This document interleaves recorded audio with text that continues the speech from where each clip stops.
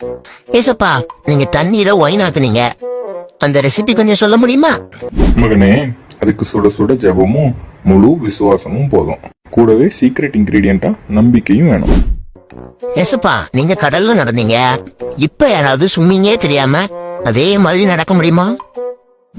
கண்டிப்பா முடியும். ஆனா அதுக்கு விசுவாசம் ஸ்ட்ராங்கா இருக்கணும். இல்லைன்னா பேதுரு மாதிரி காப்பாத்துங்க காப்பாத்துங்கன்னு கூப்பிட வேண்டியதுதான். அது சரி ஏசப்பா, 5000 பேருக்கு சவால் கொடுத்துருக்கீங்க. ஆனா இப்போ காய்கறி ரேட்டு ரொம்ப கூடி போச்சு. இதுக்கு எதுவும் மிராக்கல் பண்ண முடியுமா? உண்மையான அதிசயம் விலையை குறைக்கிறதுல இல்ல, நம்ம கிட்ட இருக்கிறத எல்லாருக்கும் பகிர்ந்து கொடுக்கறதுல இருக்கு. ஏசப்பா, இந்த மண்ணா வானத்துல இருந்து வந்துச்சுன்னு சொன்னீங்க. ஸ்விக்கியா இல்ல சொமேட்டோவா? ஸ்விக்கி சொமேட்டோ எல்லாம் எக்ஸ்பிரஸ் டெலிவரி. ஆனா நான் உங்களுக்கு கொடுத்தது மிராக்கிள் டெலிவரி. ஏசப்பா, இந்த சிம்சன் எப்படி இவ்வளவு ஸ்ட்ராங்கா இருந்தாரு? அதுக்கு ஸ்பெஷலா மில்க் ஷேக் எதுவும் குடிச்சாரா? சிம்சன் மில்க் ஷேக் எதுவும் குடிக்கல. அவரு பிரேயரை ஷேக் பண்ணவே இல்ல. அதனால ஸ்ட்ரென்த் நான் கொடுத்தது. ஓ அப்படியா?